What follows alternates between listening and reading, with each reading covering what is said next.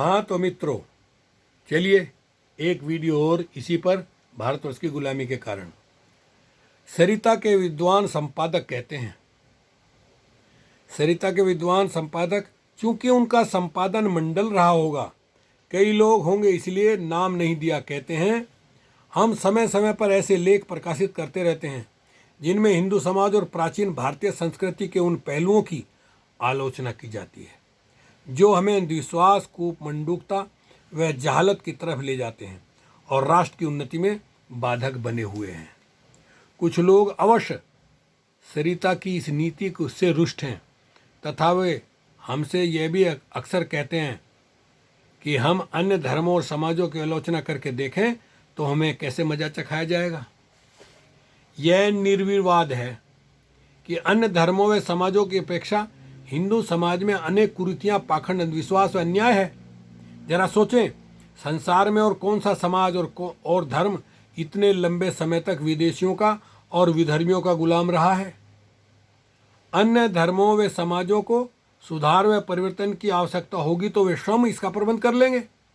हर व्यक्ति को अपने ही धर्म और समाज की चिंता करनी चाहिए। कुछ लोग कहते हैं ये हिंदू ही हैं जो इतने उदार हैं, सहनशील हैं कि अपनी आलोचना सह लेते हैं। इस बात में कोई सार नहीं कि हिंदू उदार व सहनशील हैं। सारे इतिहास में धर्माधिकारियों ने कभी भी उन विचारों को पनपने फलने नहीं दिया जिनसे उनकी रोजी रोटी पर आंच आती हो या जो पुरानी परंतु बेकार रूढ़ियों व अंधविश्वासों के विरुद्ध हो। वर्तमान उपलब्ध धार्मिक व दर्शन संबंधित साहित्य में कोई भी ऐसा ग्रंथ नहीं है जो प्रचलित रूढ़ियों, मान्यताओं का आमूल रूप से विरोध करता हो।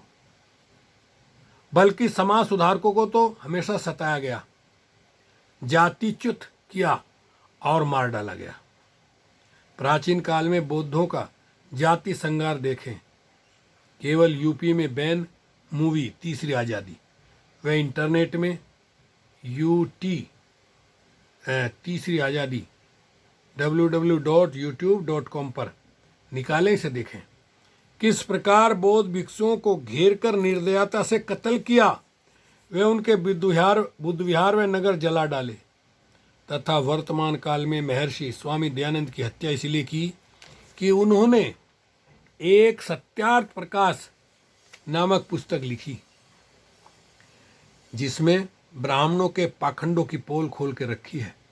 हरिद्वार उत्तराखंड में गंगा में जहां हिंदू अपने मृत बुजुर्गों की अस्थियां यानी जली हुई राख को सिलाने जाते हैं, उस हरिद्वार को स्वामी दयानंद ने हडवार लिखा है।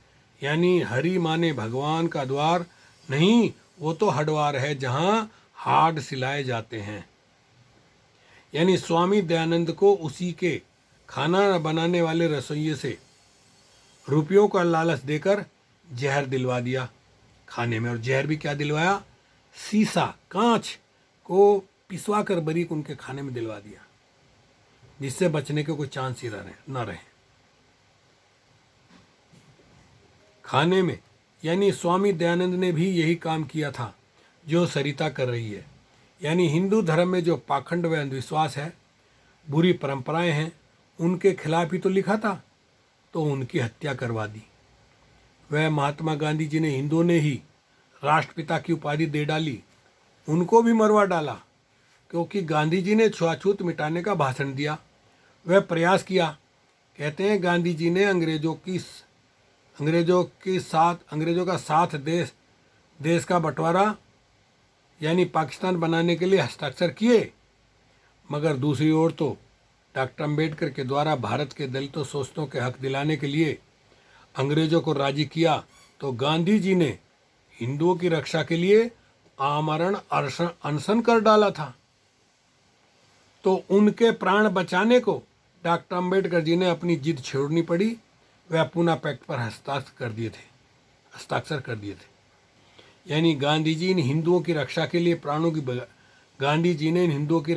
अपनी प्राणों की बाजी लगा दी थी। इसके बावजूद भी उनको मरवा डाला।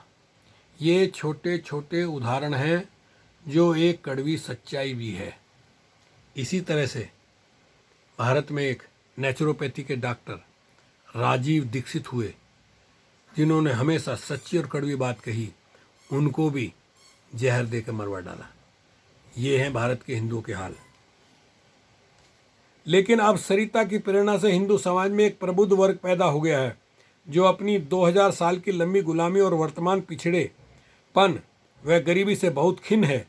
वह इसके कारणों को खोजकर हिंदू समाज को गतिमान बनाना चाहता है, मगर मेरा उद्देश्य यहाँ यह बताना है कि कैसे हिंदू व हिंदू धर्म के ग्रंथ कारण हैं इस देश की गुलामी के। तो साथियों, छोटी छोटी वीडियो में बताऊंगा, इसके बाद अगली वीडियो में। ओके, शुक्रिया, धन्यवाद।